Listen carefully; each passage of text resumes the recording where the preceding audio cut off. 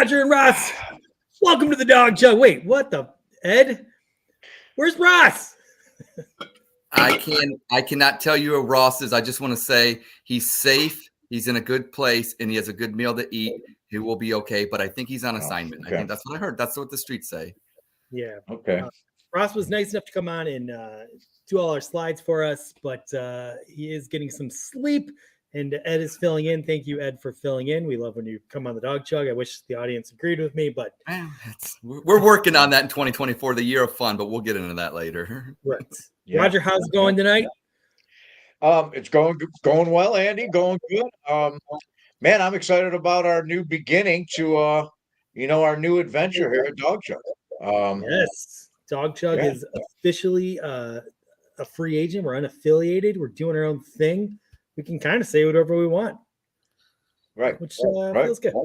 I'm used to being a free agent, Andy. I think so. You know what? You'll get it gets comfortable after a while. You'll be all right. We'll be all right. Dawg Chug's gonna be okay. All right. Well, I think we're going to get started with the favorite thing we do in the Dawg Chug. Keep you all informed about what's going on. The Dawg Chug updates. All right. So I think I get to get us started today. Let's see here. What happens when you don't have Ross? All right. Kevin Stefanski is said to still be determining if he'll be giving up play calling duties this season and handing the reins over to new offensive coordinator Ken Dorsey. Yeah, sure you are, Kevin. And I'm currently deciding to give up beer. And Roger's considering moving the camera closer to his face. And Ed's considering giving up being annoying. Fuck off with that shit and just say proudly that you'll remain the play caller. Fuck. That's right. I am just considering it. New offensive coordinator Ken Dorsey has a ton of defenders out there regarding the Bills' offensive struggles early on this season, leading to a 5-5 record, and that it wasn't his fault and he was hung out to dry. Hey, guys, can you wait until the new member of the Cleveland Browns starts sucking before half the fan base begins making excuses? I just hate being reminded how many losers there are that I love to share my Cleveland teams with. Wow. Roger. Ooh, the Cleveland Cavaliers, they're in the midst of a 14-1 run and climbing all the way to second place in the East, getting everybody in Cleveland to get back on the Cavs bandwagon. While that's great and exciting, I'd recommend in late April, do not tune into the Dawg Chug after we get knocked out of the first round of the playoffs because things are about to get darker than Haslam's sex dungeon in here. Wow. And that's 15-1. I forgot to update that. Apologies. Quick rewrite on that. Yeah. All right. This weekend, Patrick Mahomes will appear in his fourth straight Super Bowl when his Kansas City Swifties face off against San Francisco 49ers. Jim Schwartz and Andrew Berry, do you think you can make sure to take the same leap the defense had this past season and then double it for next season? This might be our only damn way to ensure we don't have to watch Mahomes start his fifth Super Bowl. Because if that happens, if we have to watch him in one more Super Bowl, the Dawg Chug is officially pivoting to a fucking rugby podcast. All right. That'd be good. Today marks the first official Dawg Chug where we're, we had to make the tough decision to leave the great network 2-6. Now, we love those boys over there. They work their ass off, and we encourage everyone to continue supporting them. But the truth is, turned out we're just not actually funny without making extreme Nazi jokes. And while that shit might be bad for business, if you're a degenerate watching this shit at 10 p.m., you're going to hell anyway, so fuck it. Right. Ed. I'll see you in hell. New offensive coordinator Ken Dorsey did his introductory press conference on Monday and claimed interviewing for this job was getting a root canal. Ken, may I be candid? I'm sure you think it was tough being interviewed by a bunch of nerds in Berea, but I've seen you start multiple games for the Browns. I'd rather get a root canal with a chainsaw by a dentist with Tourette's than having to watch you play quarterback for the Browns again. That's a good point, Ed. Yeah, boy. It was announced today that assistant line coach Scott Peterson will be leaving the Browns coaching staff and following AVP to New England. He will be replaced by Seattle Seahawks offensive line coach Andy Dickerson, and the Dawg Chug has evaluated this move, and we approve. Was it because PFF showed he had the third best pass blocking line in the league last year and averaged 5.1 yards per rush? Fuck no. It's because Andes are good at chugging beer. In our experience, guys that chug beer make good linemen. Wow. Thank you, Roger. Now we got Roger's top 10. All right. These are, he made up some slides before. All right. These are the top 10. It's a lot of parties. A lot of parties, I bet. They're saying there's parties that are going to be going on for a week after the Super Bowl. It's Vegas. So, but there's going to be some celebrity parties that even the average regular Joe, can get into. So these are a list that we heard about that we're going to give to you right now. Number 10, Bill Belichick, Ron Rivera, and Janet Jackson's 2004 Super Bowl wardrobe malfunction party. That. Number 9, Taylor Swift stalkers BW3 Wild Wings and Restraining Order Super Bowl party. Wow. Number 8, Donald Trump's huge Super Bowl and campaign / legal fees party. Gonna be huge. Huge. I had to write / in there, so I said /. Makes sense. Number 7, Jackson Mahomes, Frank Stallone, Roger Clint, irrelevant sibling Super Bowl party. My brother goes to that one. That does not sound fun. Number 6, the Mike Vrabel, somebody please hire me so I don't have to go coach the Buckeyes Super Bowl party. That nobody's calling that one. Number 5, Baker Mayfield, Pro Bowl MVP, and now tonight, comeback player of the year, Cheesecake Factory. Wait a minute. You're not getting into that party, a bunch of Deshaun Dick riders. Number 4, the Joe Biden and Van Andel Dementia Research Foundation World Series party. Play ball, Joe. Play ball. Poor Joe. Number 3, Dee and Jimmy Haslam 1970 porno-themed orgy. Wow. I could see Jimmy and Dee doing disco. Not even a Super Bowl party, just an orgy. Number 2, Deshaun Watson, Ben Roethlisberger's NBA only Super Bowl party. That one you gotta sign and bring a towel. And the number 1 celebrity Super Bowl party you could probably get into, the Patrick Mahomes Sr. Super Bowl detox and intervention party. And there is tonight's top 10 Dawg Chug's celebrity Super Bowl parties you could probably get into. Wow. Holy cow. Not a bad list. Great. I'm going to the orgy party. I know that's your latest top 10, Roger, but honestly, that is your greatest. That was I find that some of the parties and the co-sponsorships of the parties. That's the fun part about it. Some of those ones that you had, and I'm saying at the BW3, the Taylor Swift one, you just had a lot of fun interminglings there. That hey, makes for a great party, and I think like you said, most of us can get in. So. Enjoy and drink responsibly if you're going to head it out to a party, and that's you probably should do that, Patrick Mahomes Sr. It just feels like this Super Bowl, nobody gives a shit. Yeah, and in Vegas, said you don't really have to worry about drinking responsibly. Right. Well, that's true. Wow. All right. Well, some people are kind of wondering, why we're having Ed fill in, and the truth is, now that we're free agents, we've always wanted to go back to having a 4th official member of the Dawg Chug, but it wasn't in the budget with Network 2 and 6. We kind of had to keep it to 3. But now that we're kind of out on our own, we have the freedom to add a 4th member like we all want to. So we're excited to announce Ed is a candidate to possibly become the 4th member of the Dawg Chug. And what we're going to do is for the next couple of weeks, we're going to have a couple other candidates battle Ed out to determine who's going to be. Because in my opinion, I think Ed makes the show better. We could do way better than Ed. No offense, Ed. No. Right. No. So, a couple too, but yeah. You make me laugh occasionally, but then you're annoying sometimes. Andy, the fact that I'm on here shows that I've already given up on dignity. So go ahead with your game here. Thank you. I appreciate that. Thank you. So the first contestant we're going to bring on that could possibly win Ed's seat is he's no stranger to the Dawg Chug. He's been on many times. Yeah. Bringing back the great Bill. Welcome back to the Dawg Chug, Bill. You like me. You really like me. Yes, we do. You're drinking beer.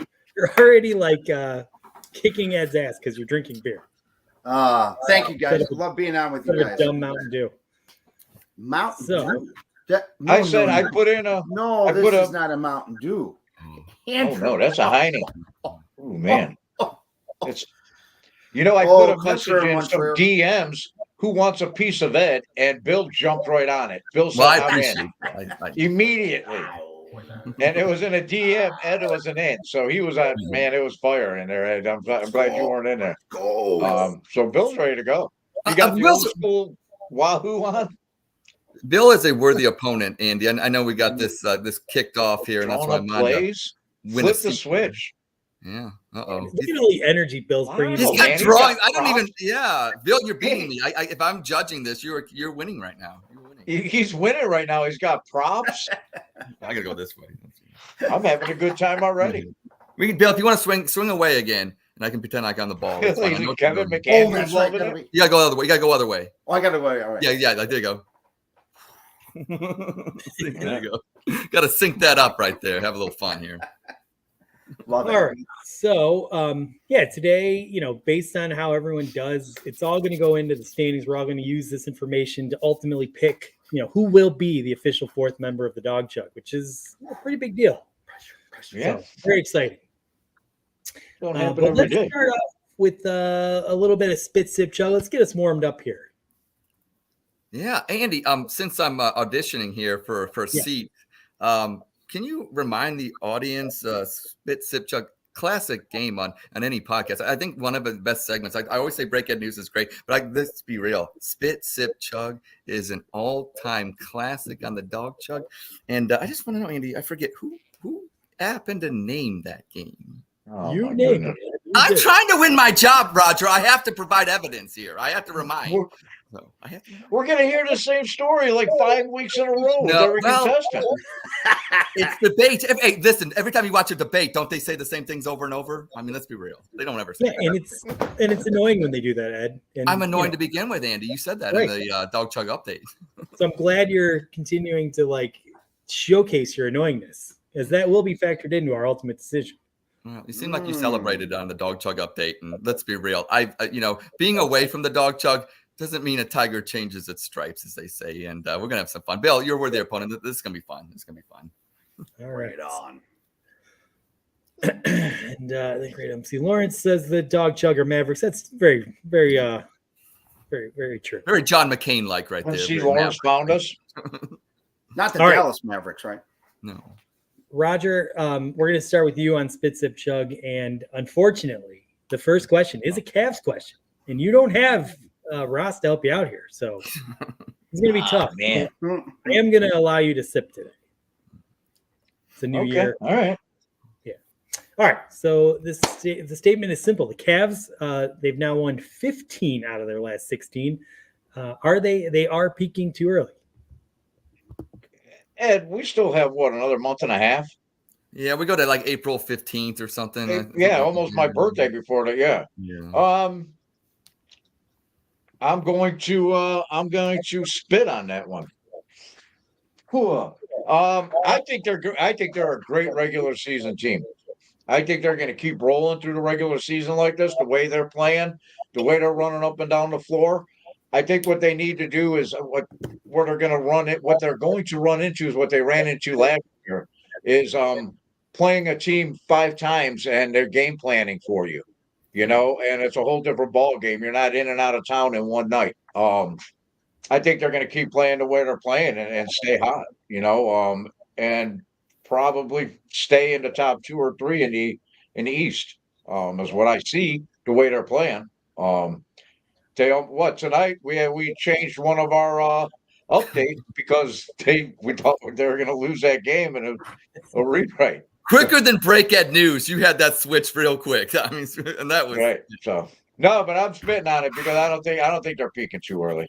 I'm not worried about that. I am spitting on that because they're not peaking too early.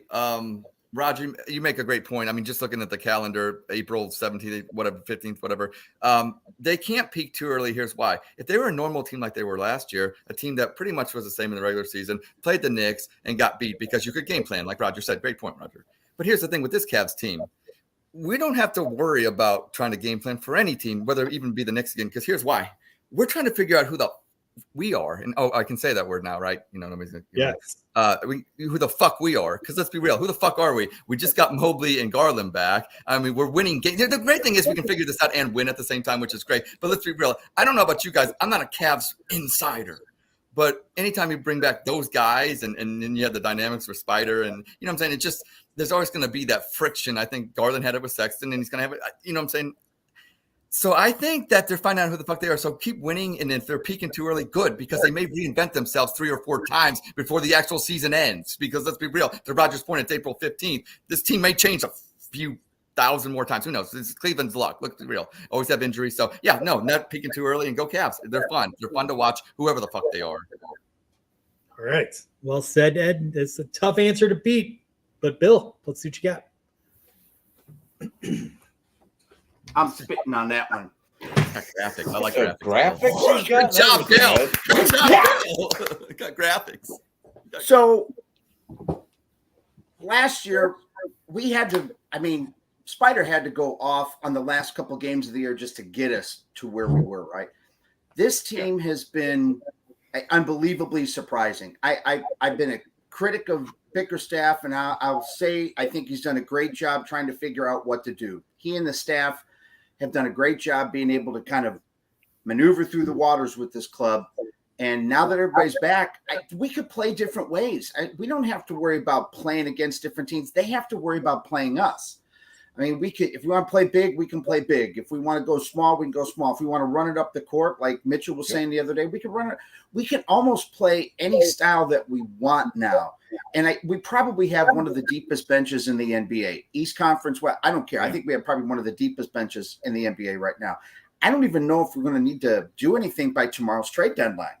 I right now, no, but from a standpoint of this team, yes, they are a very, very good regular season team. Make it to this 2 seed right now. Awesome. I do think that this club's outside shooting is better than last year. I think that was the big problem that we had last year against the Knicks. And the other problem was I don't think JB had the guys ready to go. I really don't. I don't think he had a game plan. I think when everything went to hell, he was kind of like, what do I do?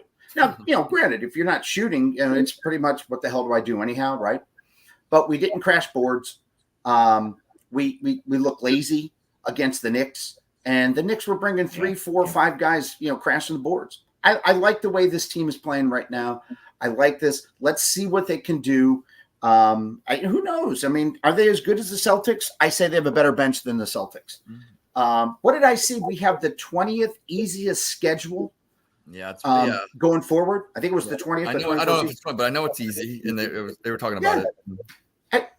Finish this year out. Keep doing things. What is going to win games for us in the playoffs will be Bickerstaff is going to need to figure out and get a game-winning. He's going to have to drop a game-winning shot, and at some point in the playoffs, you need your coach to do that. And that's the only thing that I think right now Bickerstaff needs to do. I'd almost call timeouts just to run different plays right now. That's all I got. Okay, that's a good point. All right, we're making this a clean sweep, I think, because I'm. Yeah. So violent. Andy's are always so violent. Your spits. I'll give you credit. You make it work. You make it work. Thank you, Ed. I don't believe in the whole concept of peaking. I think they're playing with a lot of energy. You love to see it. It's been so fun. Like they were kind of floundering, and then as soon as the Browns exited, they just kind of took off, which I appreciate as a fan. But I don't. I like you guys all said so eloquently. They've got so many different ways they can hurt you, hit you. Yeah, I love what they're doing. Today kind of concerned me a little bit. They didn't seem maybe to have the energy going against a really inferior opponent. And it kind of took a huge effort from Mitchell, and I saw him get hurt a couple times. I think he's okay, but don't want to see that. So I'd like to continue to see us just kind of rely a little more on the depth when we can, not have to rely on our superstars to play like superstars all the time and wear them out. I want them to be ready to go. So I hope we can, not have them go a crazy amount of minutes as we ramp up to the playoffs. But I like everything I'm seeing, and go Cavs. Let them know. Let them know. Let them know. All right, Ed, we're going to start the next one with you. Right. This Guardians off season, is more boring than in-depth Senior Bowl coverage? Oh God. Oh God. I'm upset already. I'll wait my turn too. They're both. I'm just gonna have to. I hate this because now you force me to pull a Roger. I have to sip because I have to sip. It's like one of those checkmate moves. I feel with these two. Good job, Andy, for writing that statement, and it is a statement. Oh, all right. Here's the deal. So let's knock the Guardians. That's what you really want me to do. That's what this is really about. And Greg, hey, well played, Andy. Well played. And I will bash the Guardians. I will give them credit.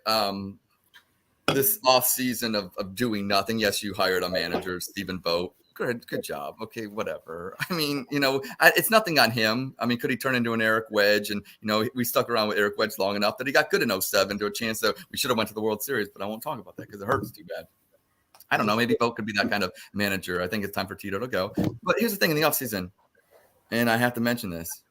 Are you signing Cookie Carrasco because it's a feel-good story to just try to hide your season of inactivity? Now, I will give you credit. It was clever you did with those blue seats. And you know what? As a Cleveland Guardians fan, I kind of dig those freaking blue seats. I cannot wait to see the revamped progressive feel. Yes. With blue seats. I think that's fucking awesome. I know maybe my level of expectations of what I want a baseball team to do is gotten to the point where, okay, I'm giving up on the World Series bids like every year, like we had, like in the 90s, even up into the 2000s. Like I think that, in 2017, 2018, we had that. And then it just seems like Houston Astros and Texas have gotten to the point where I don't know, even if the Guardians would have done maybe one or two moves, I still don't think they could, compete with that right now. I still, what I'm saying? So I think maybe just bashing them and saying the cookie crumbled, a couple years ago with Carrasco compared to what we're probably going to get. But I like the fact you tried with a feel-good story. So I'm going to sip on that. And the other alternative that you gave to your statement, Andy, I mean, let's be real, NFL Senior Bowls shit. Look, let's be real. I love the NFL, but I think a lot of people on Twitter flex like a man and say, "Oh, I watch all that shit," and they try to, and good for you. But let's be real, Andy. People let's be real. You can still love the NFL and not give a fuck because, as we found out in Cleveland, especially with draft picks, that it doesn't always pan out anyway. So who gives a shit what they do at the Senior Bowl? Let's draft them first and then see where they go from there. Like I don't have time to get from the point of this. You know what I'm saying? So that's all I got to say about that, Andy. Great statement. Great statement. All right, Bill. Thank you for that. Whoa. Okay. I forget what that really means, but go ahead. The Guardians offseason. Bill always wants him to spend. Okay. So he's back. Okay, good. Okay, I appreciate that. All right. Let's face it. Every NFL team who sucks and their fan base are going to watch the Senior Bowl because they're going to sit there and be able to use that for the next 3.5 months until the draft day to say, "Yeah, we're going to go for this. Yeah, we're going to go for Fresno State's first wide receiver. I guarantee you." But I tell you, I got to say, that was a heck of a lot more exciting than what was going on this offseason for the Gardos. I mean, come on. Yeah. Really? Okay, we got a manager. Wow, that's really great. You got a manager who's been played against a lot of these guys, and some of them might be a little younger than some of these guys that we have too. And I want to give him an opportunity to do his own thing, right? I think everybody does. But is Dolan really spending the money for his brother's Senate campaign and not for this team? I mean, we hear that all the time on social media, everything else. We as fans want to take that next step. We were told 2 years ago that 2023 was going to be the year that we were, because 2022 we brought guys up, 21 and 22 we brought guys up, and like 23 was going to be our year, right? That was when we were going to compete. Well, guess what? It came and went. And did we have opportunities to bring other bats in and maybe another pitcher? Yeah, we had to, but we didn't. And then now we're like, oh, let's let the kids go. No, wait a minute. No, wait. I'm not trusting the process anymore. I'm sick and tired of trusting the process. Even Andrew Berry wanted us to trust the process at the beginning of this year. I'm done with the process. I want to go to the playoffs. I want to see a World Series. I want to see a World Series win. I want to see a Super Bowl win. I mean, those are the things that we as fans want.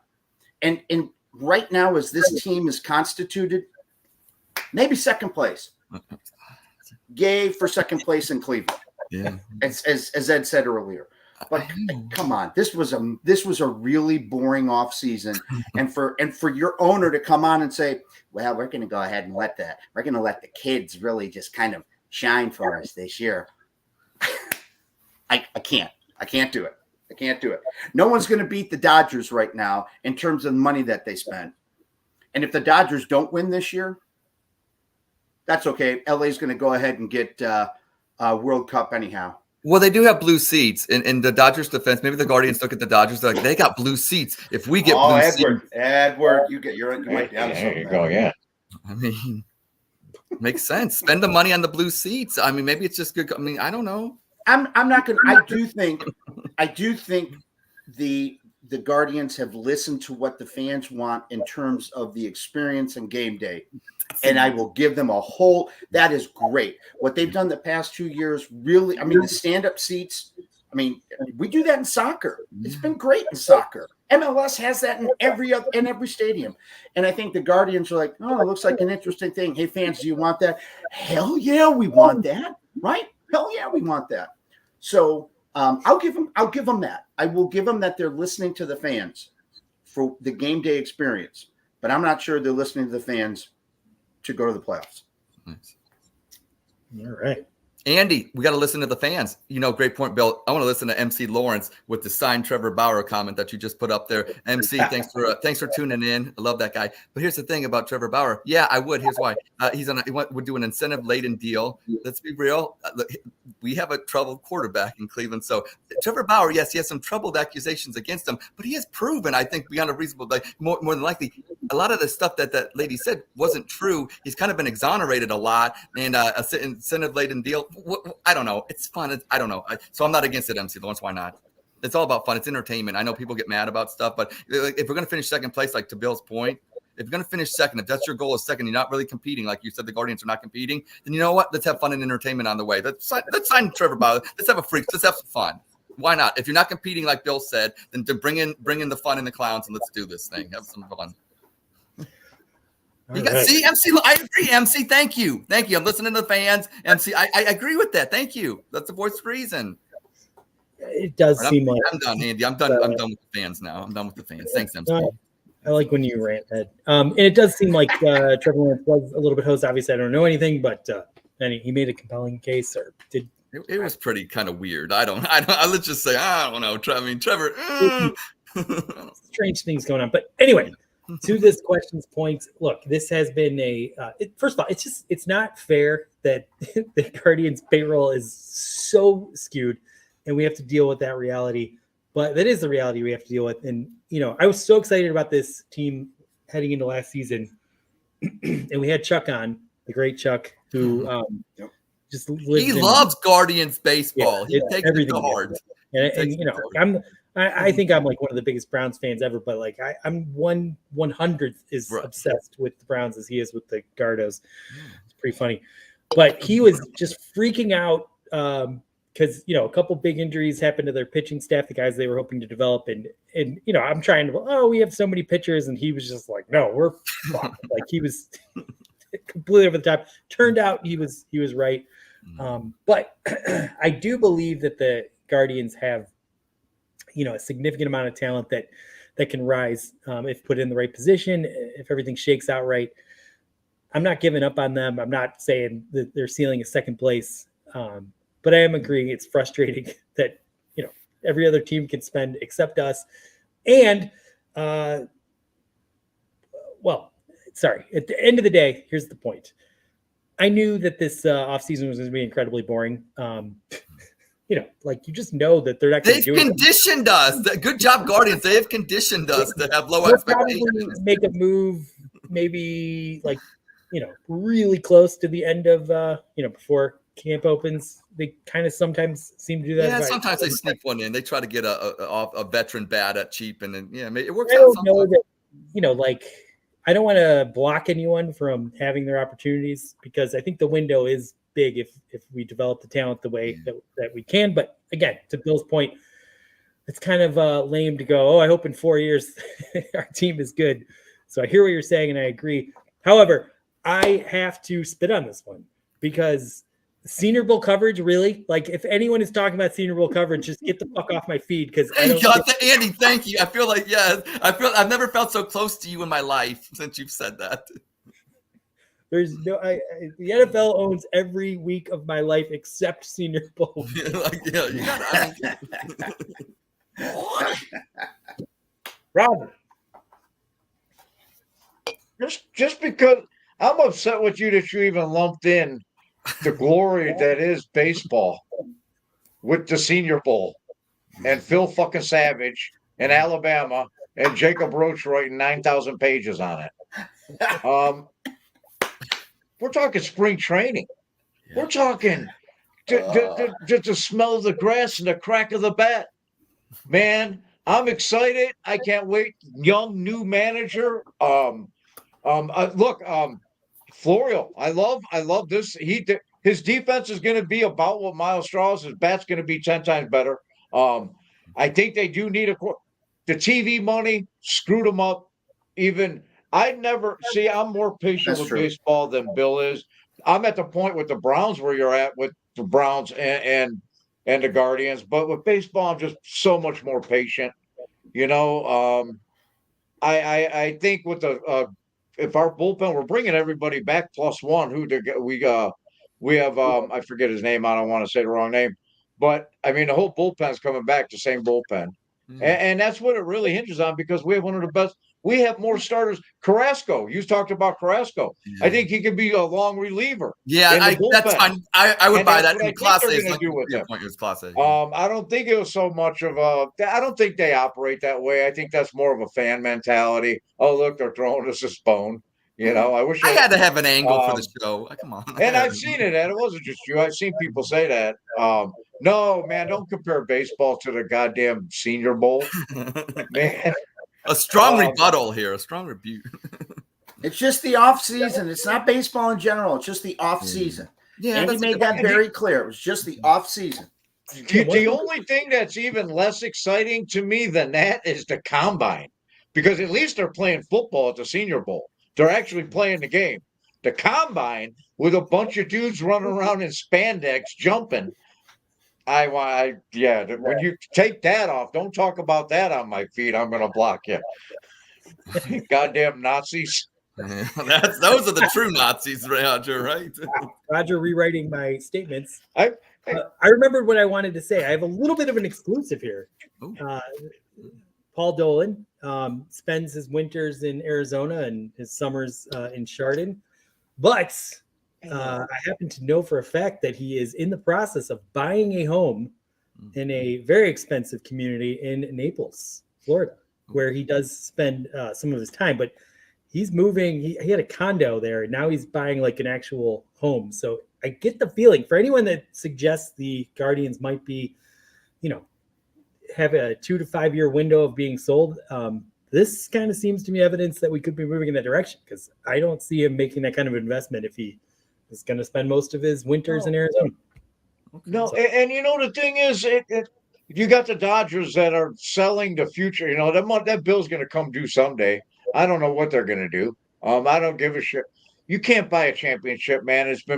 It took the Rangers 7 years. The Rangers tore it down after the 2016 season. They lost in the playoffs. We lost to the Cubs. We won the AL. And we lost to the Cubs. They tore it down, and so did Baltimore. It took them 7 years to get back to where they were last year, where the Guardians didn't tear it down until after the Lindor trade 2 years later. We're year three of what took them 7 years to get back, doing it the right way, through your farm system, and adding talent at the appropriate time. Right now, I think the Guardians going out and paying somebody $30 million, whatever, is just a waste of money because we do need to see what we got. There is a log jam of young talent. But trade him. It's just what it is, man. But I don't think you're ready. Decision. I know, I understand. I get it, man. I just, like I said, I'm much more patient with baseball. How many second basemen and shortstops do we need? 8? Bill, I know. I can see Bill's frustration. And my only rebuttal to the whole thing about let the minor league system do its thing. We haven't produced a hitter that's worth a shit. And how many years to the Guardians / Indians? We have all this pitching. We have all these middle infielders. We have nobody in production that can play outfield. Nobody coming up. When is it going to work? Because the farm system to me is more. It's not just pitching. Where the hell the hitters at? Jose Ramirez is the only hitter that we have drafted and produced, and that is it. Like, what the hell? You think about it, we haven't. Baseball bats for a reason. It's to hit the freaking ball and score runs. What I don't get it. That's why you have a bat. We have no. You got to hit the ball far like other teams do. Chicks dig the long ball. So do dudes. We need some in progressive field. We don't hit the ball. We don't hit the freaking ball. Oh, you got a bat, Bill. They give you a bat to hit a ball. Okay, we don't hit the ball. We don't hit it far. And Miles Straw. You know what? I made a bet. I swear to God, I made a bet against one of my buddies, Casey. And I said, if Miles Straw hits a home run this year, I will buy you a jersey. I swear to God, Casey, who lives down in Orlando, went to the freaking game against Tampa Bay. That Friday night, Miles Straw hits a home run. His first home run. Of course, though, I got to buy Casey a jersey. Other than that, I'll never hit a home run again. You got to get production in your outfield. And Roger, to your point, I like what the farm system's doing, but if it's not producing hitters, we don't score runs. We don't hit home runs. Baseball's about hitting home runs. Sorry, Bill. You know what I'm saying? To your point, the frustration's there, and I love it. It's a worthy contest. Bill, you are like Tim Scott. You are a worthy opponent, and it's going to be huge. And I give myself all the credit, my characteristics and everything like that are ready for 2024. It's all about fun. And Bill, you're the first one, and I can't wait, Andy. Bring it. Wow. Quick rant from Ed. How many Mountain Dews have you had today?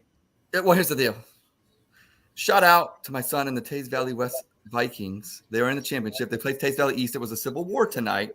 We went to a restaurant. Andy, what would you have done? I want your expertise in this because I don't feel that I'm as classy as you. Andy, you're a classy guy. But we go afterwards. We're celebrating. We go to the Station House 81, and I love you. But tonight I got to call you out. Your service, an hour and a half.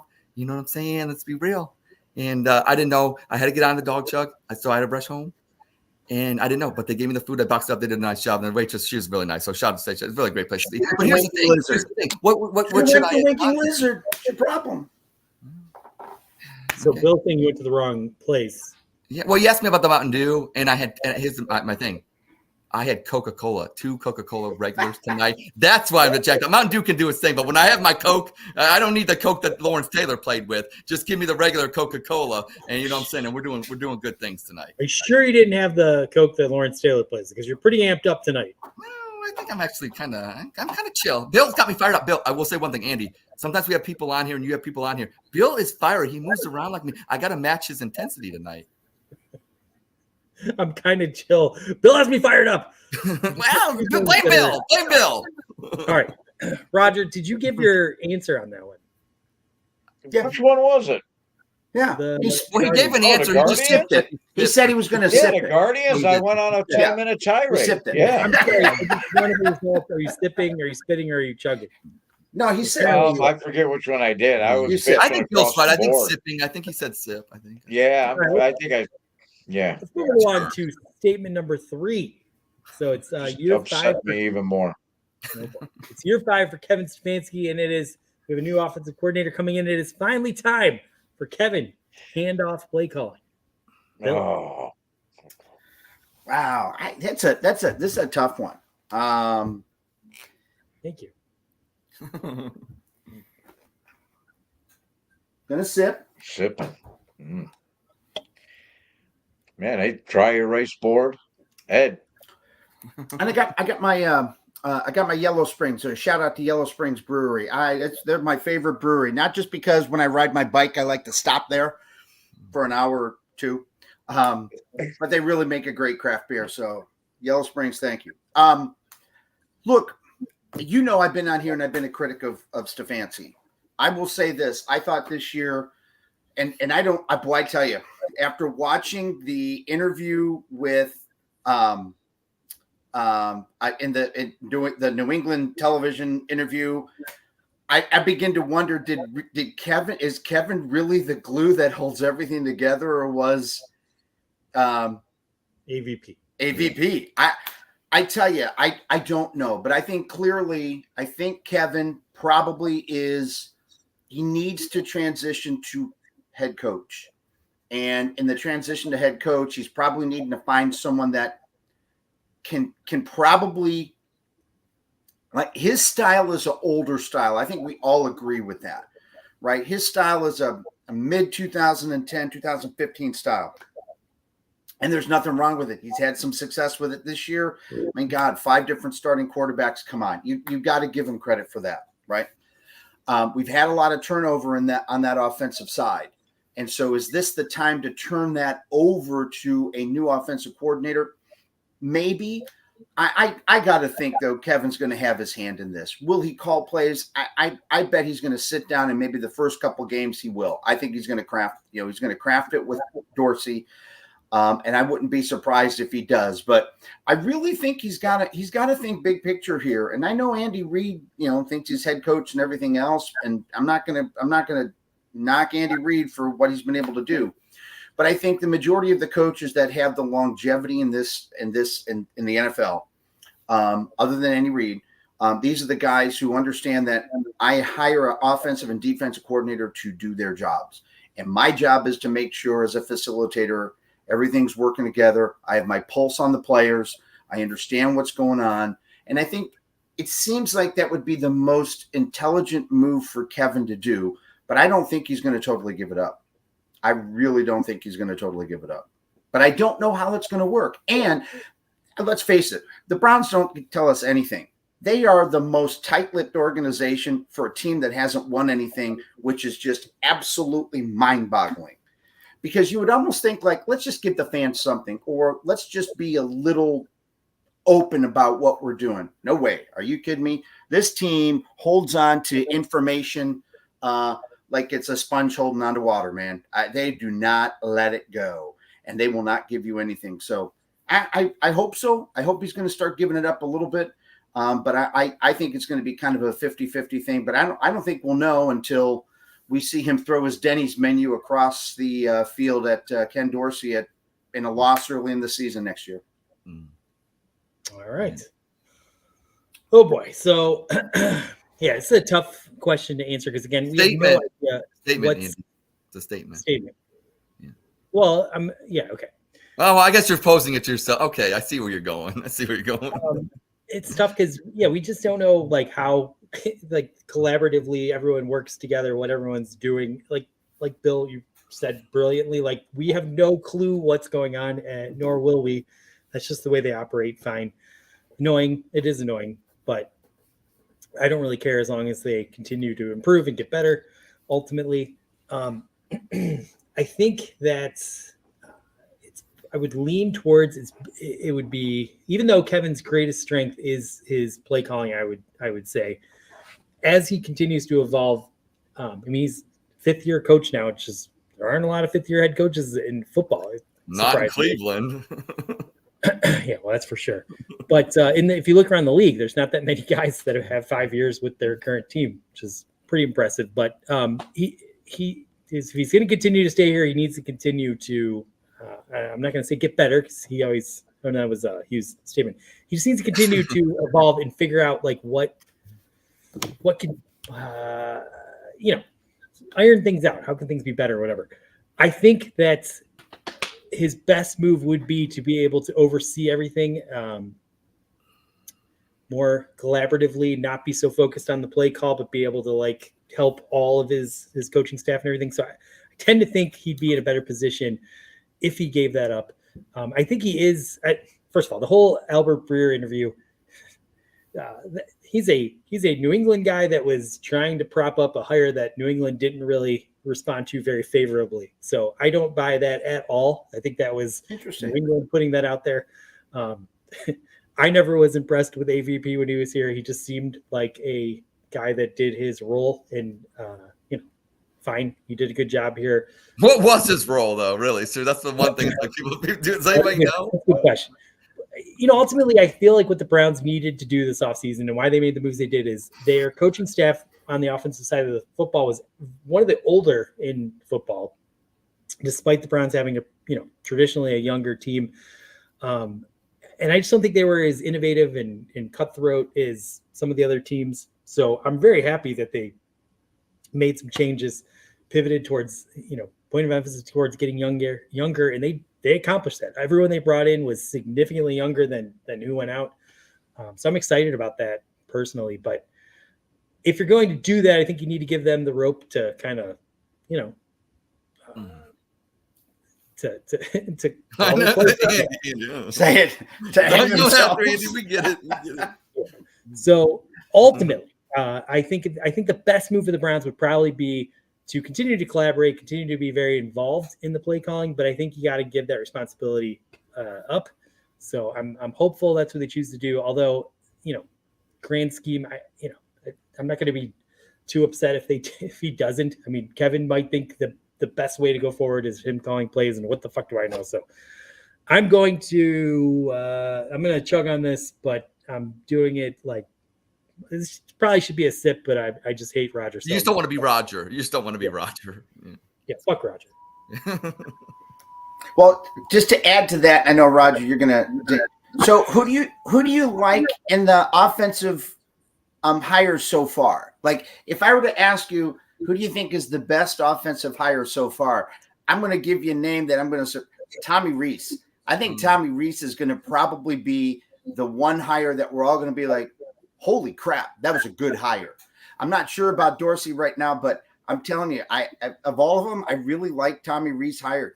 That's a really, really good hire, and I think he's going to have a lot of success with this club. The one thing I'll say about Dorsey that I remember was when Bernie Kosar would do the preseason games, and Ken Dorsey would be like the fifth string guy that would come out there and just absolutely suck for the 10 minutes in the fourth quarter. Bernie would just go fucking wild talking about how brilliant Dorsey is and how this guy's going to be some coach. And, Bernie was incredible at being able to like look at the defense for 2 seconds and just say, okay, this is going to happen. This is going to happen. This is going to happen. And he was almost always right. So I've seen Bernie talk about a lot of guys that played horrible football for the Browns. I've never seen him go off. So clearly Ken Dorsey is very, very football intelligent and impressed Bernie Kosar. I love Bernie, so that means something to me. So I'm definitely he's probably higher up on my list of offensive coordinators for the Browns. So I'm mildly excited about it. Whatever. I don't know what happened with the Bills, but yeah, I hope Dorsey does a good job for us. But I like what you're saying. I think the running back coach, Stu Staley, he's going to. Yeah, I think he's good. He could probably play running back if they needed him. I mean, guy, he looked good. He does. And the line coach they got today, it seems like his coming home. He's coming home. It seems like his team has traditionally passed a little bit better. One of the things that frustrates me about the Browns is it seems like defenders just punch through our line without anyone touching them, and it just immediately blows up the play.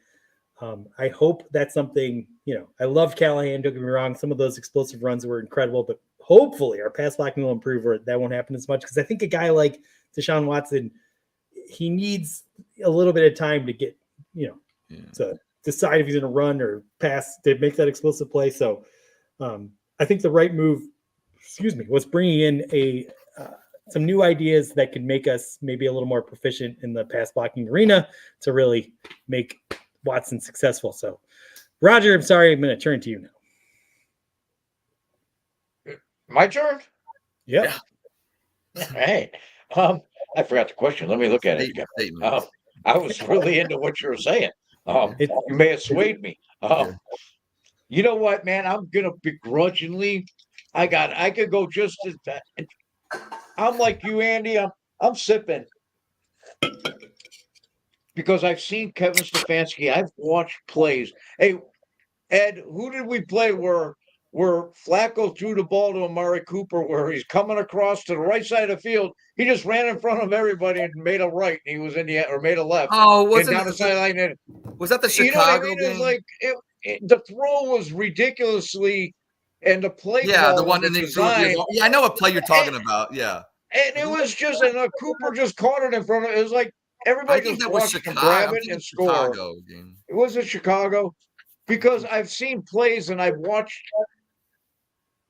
Kevin Stefanski call games And there's way more plays where I was like, holy, look at that play. That's ridiculous. That was incredible. That was brilliant. Compared to the 3rd and 2s where I think he gets a little wrapped up. And that's a big knock on him, where he gets wrapped up a little bit too much into the game and he sticks to the analytics and he's going to throw the ball when you run Kareem Hunt and get the 2 yards and get the first down and let's start, keep going. But I've seen it be successful. And as soon as the season ends, when we're 11-6, and everything needs to be revamped for Deshaun to make Deshaun successful. And it kind of, I'm like dying on the hill that Kevin Stefanski won't give up play calling because there's no reason he should. There's no legitimate reason he should. Look at how many we had a guy that played against Oakland during the COVID year that he got ready in one day to play a game. Mullins, right? There's no reason why he should give it up other than because Deshaun Watson hasn't been successful yet, where other quarterbacks have been successful. Today I saw Nick Carnes. Are we going to ignore the 5-1 record? I wrote a thing this long to Nick, and then I just didn't send it because I'm going to fucking ignore it. You know what? Because the defense carried him. Because he only played one good fucking half of football, Nick. I'm going to fucking ignore it. Instead of typing, I typed it was like that long. So that's basically what I was saying. I'm going to ignore it because he hasn't done shit. And I got no faith that he's going to do anything in the future. And everything's got to be revamped. And Kevin Stefanski's going to be on the hot seat because Deshaun Watson, it isn't fucking perfect for him. No, I think, but like Andy was saying, he's swaying me as to be more of a CEO type. And Ken Dorsey, I love him, and I what Bernie said about him, and I did see that, and I know what you're saying. And if Bernie's saying Ken Dorsey knows football, who am I to say Ken Dorsey doesn't? Who is fucking anybody, as far as I'm concerned. So, man, if it evolves to that, because that's what Stefanski and everybody is Depot making the calls from here. Is he doing? Man, Kevin Stefanski is building his staff and doing the way he wants to do it. I think it's a collaborative effort, between them. I think they're smart enough and intelligent. There's not the egos in the room like a fucking John Dorsey, and everybody's going to New England and Van Pelt and look at the morons running New England now. Highsmith and Elliott Wolf and Van Pelt and and the defensive the guy was a fucking karate instructor. That was a defensive lineman that Callahan started fucking teaching to be a coach, and it's the end of the world because he's leaving. And they got our tight end coach, by the way. Pardon? They also signed our tight end coach. Yeah. So you know what? Elliott Smith and Alonzo Highsmith were behind. Who was the Mac? The linebacker from Alabama, Ed, and Taki was Elliott. Oh my gosh! Oh my gosh! Yeah. Who was the linebacker from Alabama? Mac. Jacob Phillips. No, Mac. Yeah. Mac Wilson. Mac Wilson. Right. Yeah. I can't never remember if his name was Wilson Mac or Mac Wilson. It doesn't matter what his name is. So everybody's going, and it's the end of the world. And I think, I don't know.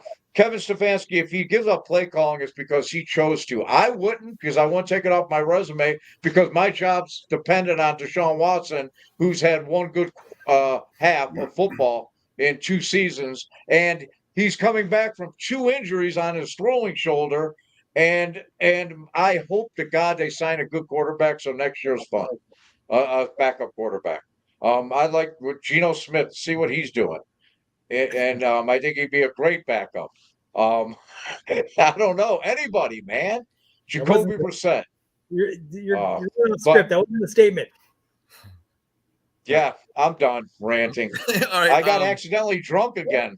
Okay.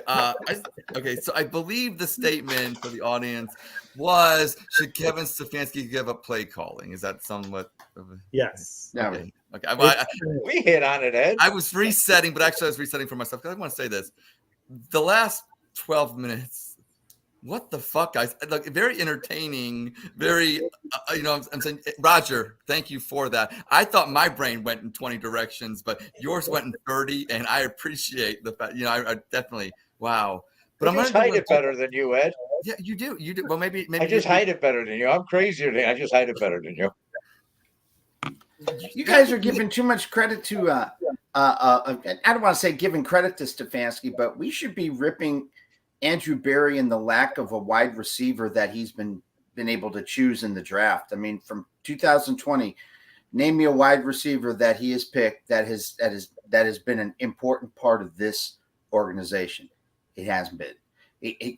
I mean, you need wide receivers in this league now. And the only thing that Barry's going to do is go out and sign one. I mean, don't get me wrong, getting Amari Cooper in that for that 1 5th rounder, genius move, right? But he can't draft a wide receiver, and it's killing us. It really is killing us because we're trying to make David Bell an answer. And I'm sorry, if David Bell is supposed to be the answer to our offense, good God, I don't want to know what the question is. Well, I don't. Well, to answer the statement, I'm sipping. But I want to go around the horn to prove that I'm actually listening. Ed's school paid off. Bill, to your point about Tommy Reese, I liked what you said about him. I love what he did. He went down to Alabama. I think he'd be great. He's going to be great on the staff. I think that is probably one of the most underrated hires, probably the most crucial and could be the most influential for the Browns this year. Andy, I was listening to you when you mentioned your great point of the wanted to get the coaching staff more innovative, younger, and it fits the Stefanski and Barry system. So I like that. They got Deuce Staley instead of Stump Mitchell. You know, I mean, that's just kind of like indicative of what they did with the staff changes. So I love your point. Roger, you went a lot of places, and I could just pick one thing that you said. I don't think that does it justice, though. I want to just put quotation marks around everything you just said and plagiarize it for myself, Roger. Touche on that one to myself for saying that. And so I'm just trying to buy my vote now, Ed. Look, I'm always trying to politic, but that was great. That was great. You guys went around. You guys, seriously, I was losing. I mean, it was great. It's like I was talking to myself because sometimes I forget where I'm going. And you guys, I think, just reinforced that I'm not crazy. Other people do it too. So thank you. Yeah, there you go. I don't have the graphics, Bill. I don't have those. I can do. All right, we're going to move it along to statement number 4. And if you thought that was controversial, watch out. Uh-oh. It starts with me. If he's healthy, the Browns have to bring back Kareem Hunt. I am going to. I love Kareem Hunt. I hope, like, oh my God, our kick returner. A little drunk guy, sorry. Anyway, I hope he's around forever, hanging out at all the Browns events because Kareem Hunt is awesome, and what he did this year was exceptional. But I'm spitting. Yeah, there's so many amazing free agents at the running back position out there to get. We don't even have to get like a premium guy. Here's the problem: we have Jerome Ford, who I still believe in, not as a number 1, but could be. But I like him as a number 2. I think it's hard to judge him because the offensive line really was just obliterated last year. And just like we were running the ball pretty well, and then they couldn't run the ball at all. I mean, sometimes he would go off for like a nice 8-yard run or something, but most times he was just getting met in the backfield. A little unfair to judge him too much on that. So I still have faith in Jerome Ford. Pierce Strong had a pretty good average, didn't get a lot of carries. But I don't like the idea of bringing these two guys back with a unsure Nick Chubb. So they have to do something. And I don't know if it's bringing in like an elite name. That's probably not the right move. But they got to bring in someone that could we could depend on if we need to depend on him. Because we might not have a healthy Nick Chubb all season. We might have a 70% Nick Chubb, or we might not have Nick Chubb for like the first half of the season. And we got to run the ball. So they have to bring in somebody. I hope it's someone that, Kareem Hunt's been awesome, but I don't know that he's got the legs anymore. He's amazing at goal line situations, but I need someone that can get some yardage. So I want to upgrade Kareem Hunt, but I love Kareem Hunt. So if they bring him back, I'll root for it, but I still spit on it. Roger. Man, I said to somebody, you know what? I love Kareem Hunt. I got the Kareem well, he doesn't have favorite it. player because he won that helmet. And when he was like 7. But Are you guys still there? We're still We're here. You're not, but we are. Bill's like, we are, but you're not. Man, I love Kareem, but I said to somebody, I hope to God we don't need Kareem Hunt next year. You know, I really hope that it isn't to the point. And this Kareem Hunt, man, he was invaluable to the team this year. But if we're in a point where our running game is Kareem Hunt 3 yards and a cloud of dust, you know, or Nick Chubb and change of pace is 3 yards and a cloud of dust, we're in trouble. You know, I love the Bearcat. I think the offensive line hampered our run game a little bit. You know, because we were running fourth and fifth tackles out there. So, but we definitely need, and I'm going to tell you what, next week or in whenever the fuck it is, after the Senior Bowl, and I watch the Senior Bowl and I do some tape study, I'll have a running back name for you. How the fuck about that? All right. That the Browns should go get. Or I'll see what the guys are writing that watch the Senior Bowl and read that. Maybe. Can you make your top 10? My analysis of the top 10 running backs from the Senior Bowl the Browns should draft next season, and it'll literally just be like, C.J. McCollum. Or whatever. Yeah, that'll be hilarious. All right, Ed. Sorry. I hate going after Roger today because he's been very funny, very good today, Roger. It's been tough, but I guess I'm sipping. I guess I mean, what's this? I don't know. Do you want some time to think about it?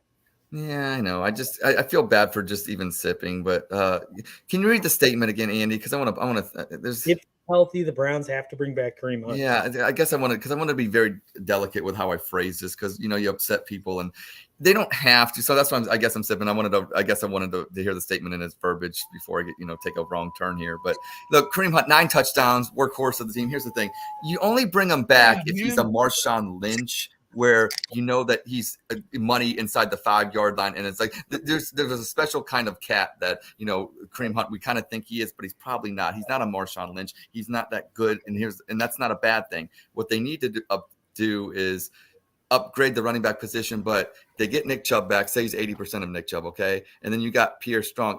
Your third has to be Jerome Ford.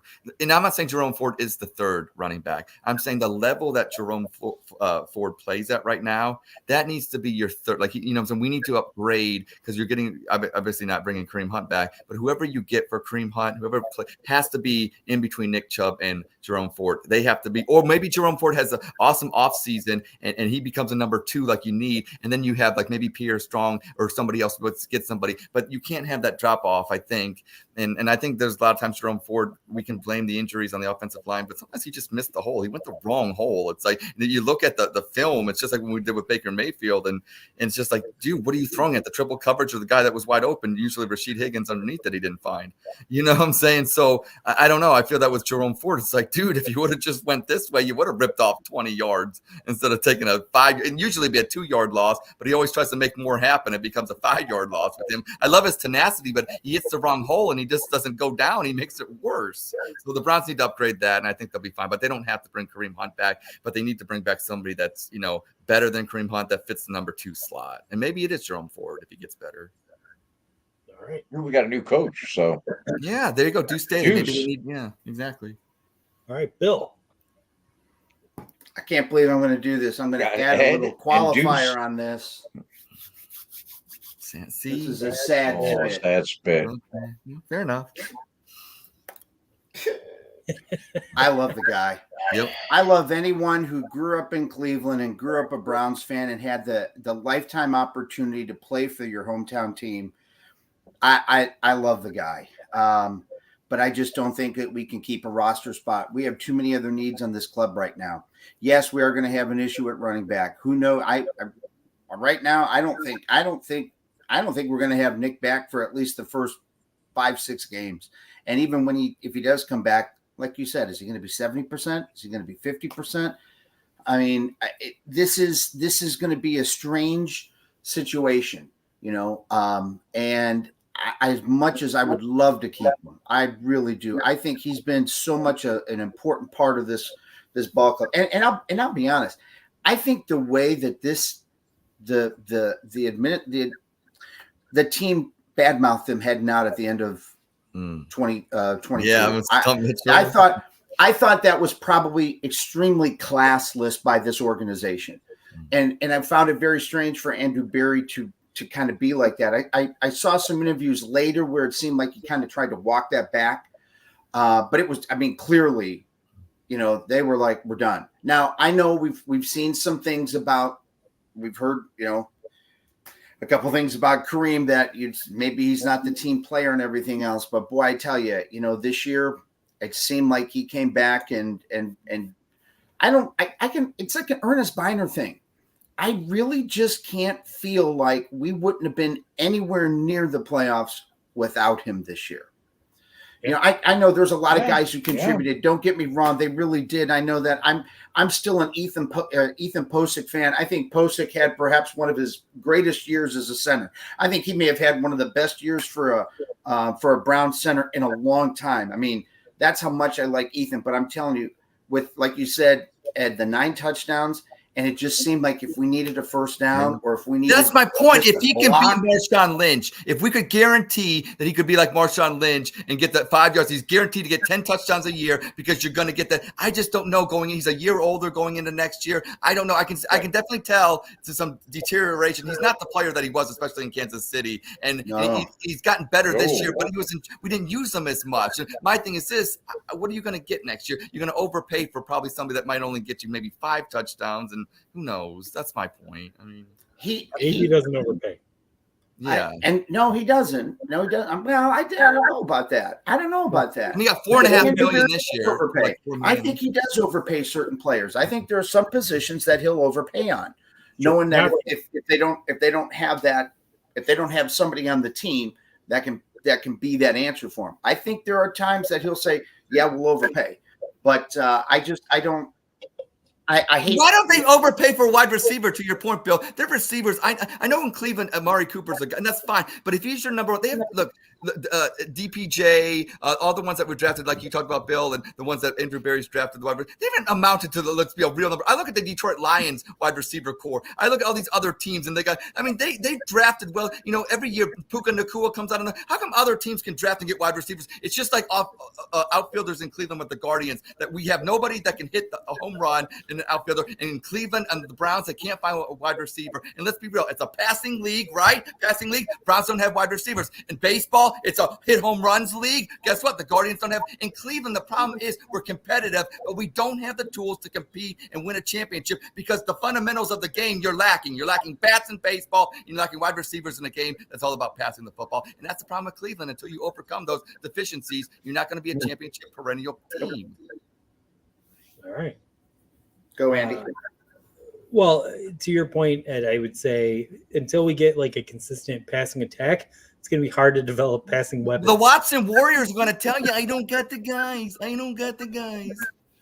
Yeah, well, the Browns have plenty of talent. They obviously need to add a weapon this offseason. I'd say 2 or 3. They need to add something, but I don't know exactly what it is. That's not the statement we're answering. Yeah, we got off track a little bit. Bill, were you finished with your Kareem before Ed started? I'm done. It's your turn, Andy. Go. I started, so we're done. Okay. This was a spirited spit-sip jug. I made the questions hard because I really wanted us to debate. We don't know. It was fun. You know why it's fun, Andy? Because it goes around one way and it kind of went back the other way when Bill kind of kicked it off. So I thought it was a great session. Yeah. It was. I've had an anonymous. I got a vote for Bill. Anonymous vote for Bill on my. Probably from my family. Damn kids! I'm telling you, they're voting against me already. Right. So one of the things, to be the 4th member of the Dawg Chug, you can't just be exceptional on Spit-Sip Chug. You both were. I have to give it to you. You also have to know a lot about the game of football and the Browns. And we're going to do a little quiz. We're going to do a head-to-head quiz. I'm going to let Roger help both of you out. He doesn't know the questions. I haven't told him. I gotta ask, Ed, you're in control. You think I always put you in I think you rigged it. I think you rigged it, probably. I'm gonna say, do you want package A questions or package B? Oh, see, this is where the rigging happens because you can. I mean, this is where I mean. I don't know. I'm gonna be the alpha dog. Let's go A. I don't know. All right. So I'm gonna start with you. Great. Ultimately, let's just see how close you get to the right answer on this one, and then we'll see who gets closer, you or Bill. Okay. All right. So in the NFL, how many head coaches have a longer tenure with their team than Kevin Stefanski? So in other words, Kevin Stefanski, this is his 5th year. How many head coaches in the NFL have been with the league, have been with their team for 6 or more years? Okay, well, let's go. Okay, Buffalo, no. Miami, no. Jets, Salah, I'm going to say no, we're the same. Patriots. Rodgers allowed to help you. So. One, Belichick's got one. Okay, Tomlin in the Central. Obviously, Cincinnati, no. Baltimore, there's 3. Let's go to the West. Kansas City, yeah, there's 4. Reed. Cut your flow off. Denver's a no. Oakland's a no. I just want to be clear. I'm saying heading into this season. Okay. How many active coaches have at least 6 or more years? Okay, that's fair. Okay, I still think my numbers. Belichick is, he's not an active. Yeah, I know he's not in the. I know. I put him down. I put him down. Not a 3. Okay, thank you though, Andy, for helping me. Giants, no. Commanders, no. I'm sorry. Eagles, no. Blah blah blah. That's no. It's that's nobody there in the South. I'd say. Go to the West, and we got Shanahan, no. Carroll's gone. A lot of them would be gone. There would be a couple more, but they're gone after this year. You know what I'm saying? Obviously, no. In this, no. 30 seconds. Okay. Within how many do I have to be within? You just give an answer. Bill does. I'm gonna say 4. 4 is your answer. Yeah. Okay. All right. So we had John Harbaugh, Sean McDermott, Zach Taylor with the Bengals.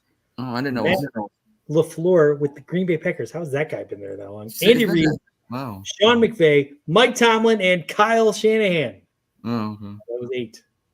Oh, wow. 8? I thought it was 6. I was going to go 6. Yeah. Okay. All right. It's a tough question. I felt rushed. I would have done but I didn't want to. How long do you want to? I could, All right, Bill. Did you hear the discussion this morning about the height of coaches? No. That supposedly Mike Tomlin is the smallest coach in the NFL at 5'7". Oh yeah, the height. Wow. Did you hear 90? Did you hear 92.3 The Fan today with that discussion? Oh wow, that was hysterical. That was hysterical.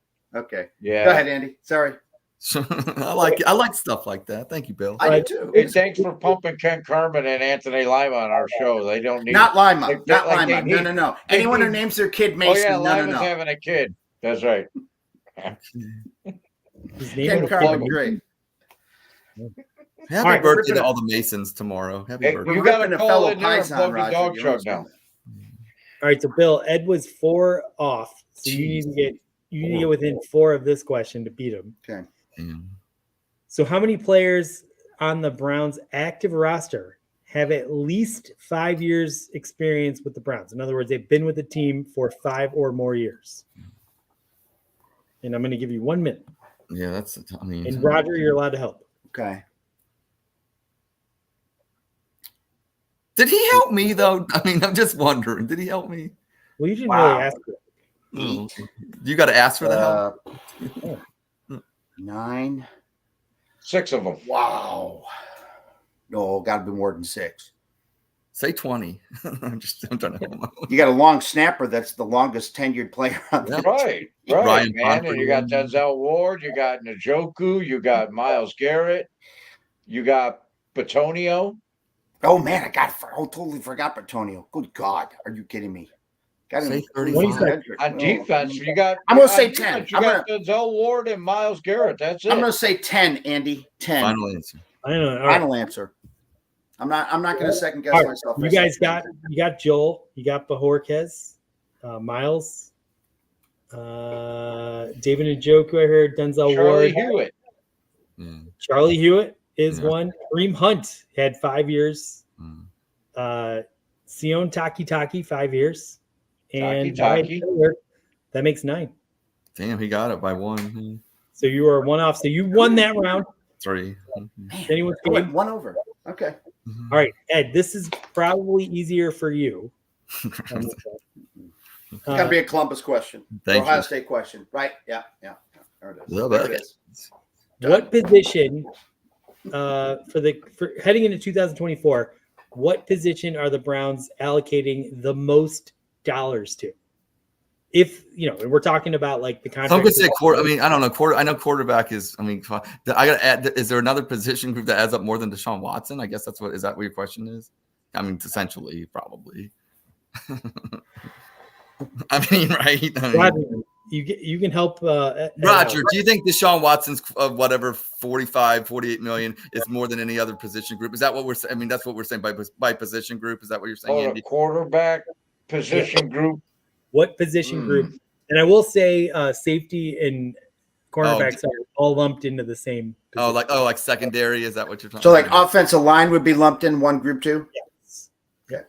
Oh, damn. That makes it tougher because you look about the secondary. You're talking about Denzel Ward's contract, obviously. They re-signed. With Delpit just got a contract. Yeah, Delpit 30. Oh my God, that's right. Yeah. But the first year they don't really pay a lot on the.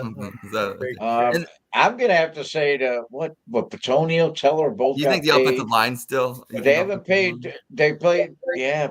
See, it's basically secondary, offensive line, quarterback. And then I don't think defensive line because I think Myles Garrett's is high, but I don't think that's about it. Yeah.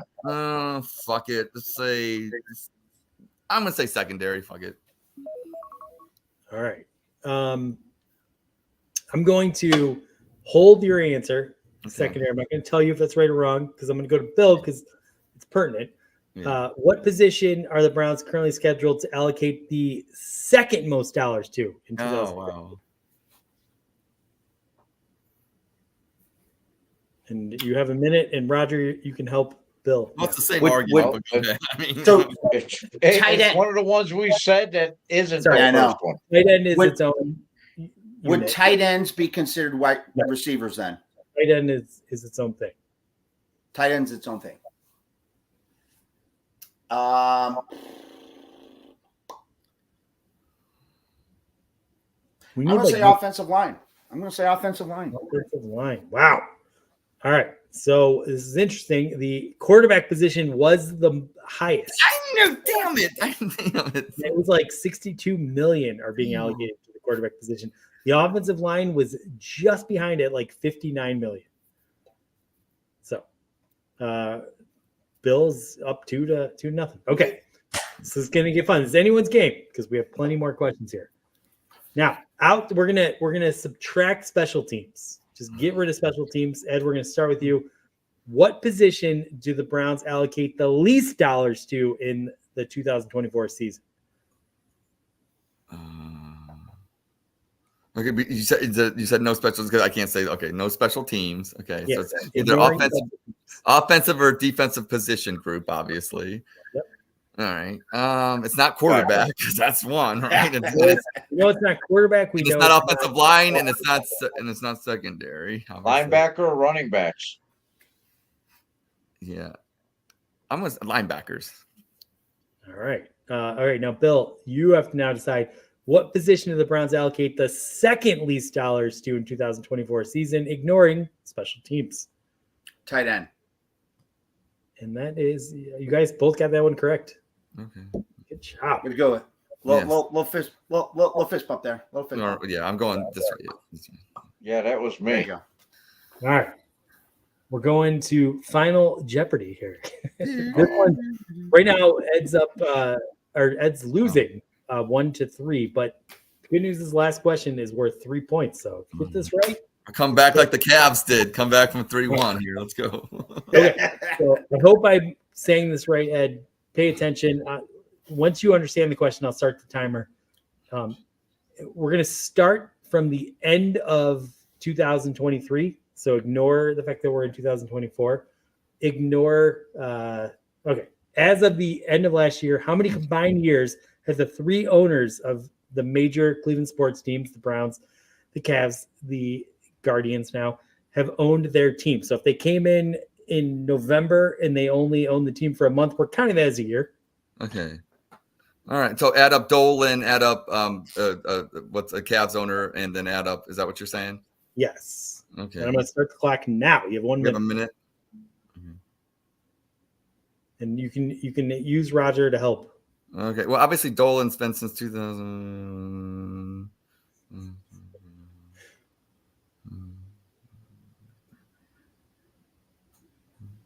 Look, I'm going to be any help, Andy. Seriously. Well, I know you're the math guru. You're the math guy. I got my answer. All right. I wish we had Jeopardy music just now. That would have been. Did you have yours written down already, Bill? I'm sorry. God, Okay. Why don't damn it. Bill just hold? Bill, I'm going and to I'll get just- a whole separate question. Oh, okay. My 53. I'm gonna say 53. If we were still with Network 206, we had that Jeopardy music. All right. I'm gonna hold your answer to make this a little more dramatic. I got your answer. I know how if you nailed it or if you're off by a little bit. I will say that you're right in there. So, Bill, the pressure's on you. So now, as of the end of last year, how old are the 3 homes of our Cleveland sports teams combined? The current sports arenas and fields. And again, we're using the same logic. It ends at 23. It doesn't matter if they were finished in November. That counts as 1 year. I think Bill's got this one. Wow, this one's easier than mine. Ooh, I do. Ooh, I don't know about that. Starting your You time. said up to the end of 23, right? Yep. Yes. End of 23. So if the stadium was Wow. built in 22, All right, hold 2 on. years. That'd be no. That's. I know. Bill's like me. We're doing the same thing. I love it. I like there, and then oh my gosh, man! Bury the one. The gun, the Q. Good God, that's a man. That's a wow. That's going to be a tough one right there. That's going to probably kill me. That's going to probably kill me. All right, so let's say. All right, you ready? Yep. 74. All right. 74. Ed, what would you have said the answer was? Well, okay. So I haven't done my math, but if I would have had that question, both of them, let's see, the Q and Progressive Field, which was Gund Arena and Jacobs Field, both opened in 1994. So I would have taken 2023 minus 1994 as my 2 answers. Then the answer for Cleveland Brown Stadium was 1999. I would have taken so plus 24. So that would have been and I probably would have got it dead on. Which I don't have a calculator right now, but I guess what I'm saying. It'd be 24 plus what's 2023 minus 1994. That's 29 years. 29. So 29 times 2 it would 58 plus 24. My answer would have been 82, Andy. Wow. All right. Well, Ed, you first of all on the how long we've had owners for in Cleveland? 52. I said 53. Yeah. You're one off. Good And job. you were exactly right. 82 was correct. What did Bill say for his? Bill said 79. 79. So that means I got the 3 points, right? Win. Yeah. Oh! One. The Cavs go. Damn. Oh, wow. Oh, boy. Oh, my God. LeBron, you're not the only one, buddy, that can come back with 3 Amazing, points. Ed. Damn it. Oh, Well, what a fun game. that was fun. Hey, That was good. Bill, you're awesome, Bill. You're my It's favorite. good stuff. All right. Well, we went a little long tonight, but we had some spirited discussions. I hope everyone enjoyed the rants and the excitement and the enthusiasm. We're a bunch of angry fucking guys, obviously. But we're excited to hate the Guardians this year, except for Roger. We're excited to watch the Cavs come in second place, and we're excited to see what the Browns do. So, Amen. Bill, thank you so much for coming on. You are a worthy Ed contestant. Yes. Bill, Yeah. plug Always your a shit, pleasure. dude. Absolutely. I always Always say a this. pleasure. Plug your shit when you're on here. Yeah. Plug your shit. It's not going to get any easier, Andy. It's not going to get any easier. We got some people lined up that want a piece of you. Oh, man, go. One, I'm get not it. going to say who it was, and she baked me some fresh cookies. Hey, did you guys get after holiday cookies from Jessica? I did. she wanted a piece of you, but she started a new job. She said she just don't have the time to mess with you. Oh So, no, Jessica, no. But Come I'm on. still trying to work it and get her in here. And We'll there's get some her. people We'll that get want a piece of you. So Well, I Yeah, survived we'll get it. tonight, but Bill, you're awesome. You know, you're my guy. Bill, tell everybody where they can find you at because you put out some good work and everything. So I always like to, prop up people. So you Even can though, follow me Andy, on even though I'm X. not on here, it's not my seat yet. I'm telling like people that. to plug their shit. It's like, You know what? I feel at home here. I feel at home. NEO Sports Insiders, you can catch me on the last couple. My oldest son got married on Friday, so the last couple of weeks have been nothing but getting ready for that. So I got 3 grandkids. Got a daughter-in-law and 3 grandkids on Friday, so that's kind of cool. So you can catch me there. Pictures, man. Beautiful family, family.